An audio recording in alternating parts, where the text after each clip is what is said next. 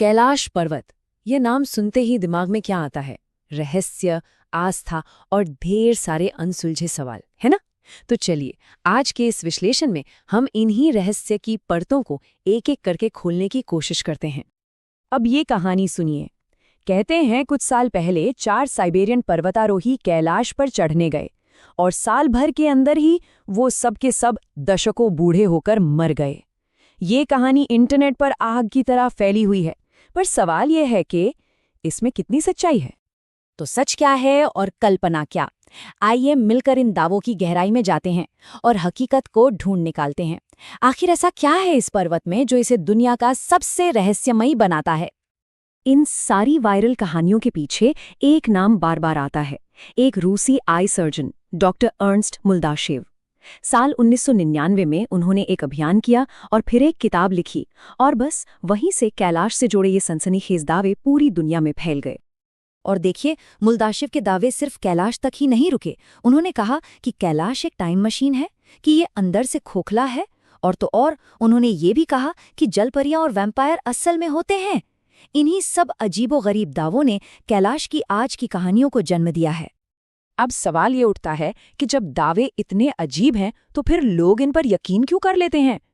इसका जवाब इस पर्वत के असली सांस्कृतिक और आध्यात्मिक महत्व में छिपा है। यही महत्व इसे ऐसी कहानियों के लिए एक परफेक्ट बैकग्राउंड बना देता है।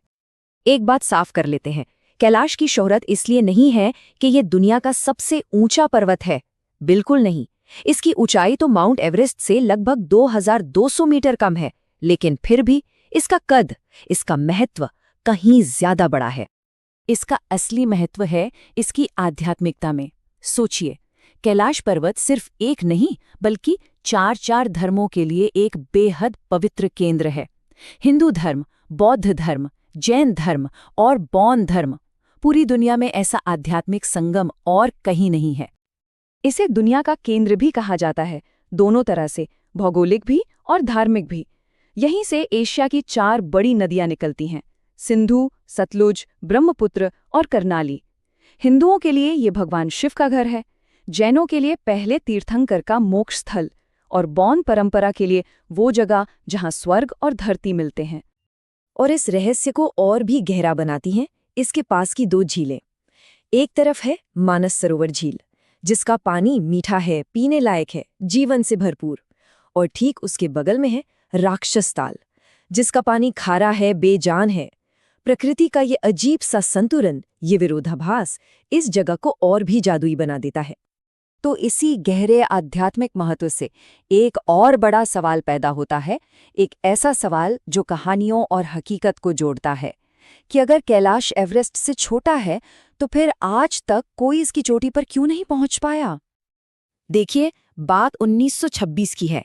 एक ब्रिटिश खोजकर्ता ह्यूज रटलेज ने इसे देखा और कहा, इस पर चढ़ना नामुमकिन है।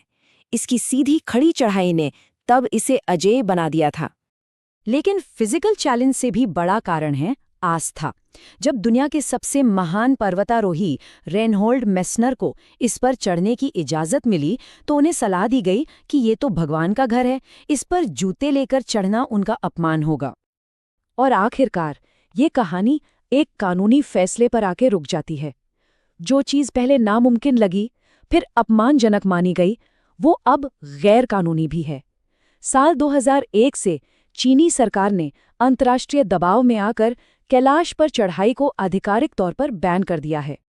तो ठीक है, अब वक्त है इन सनसनीखेज दावों को विज्ञान और सबूतों की कसौटी पर कसने का। देखते हैं सच क्या है।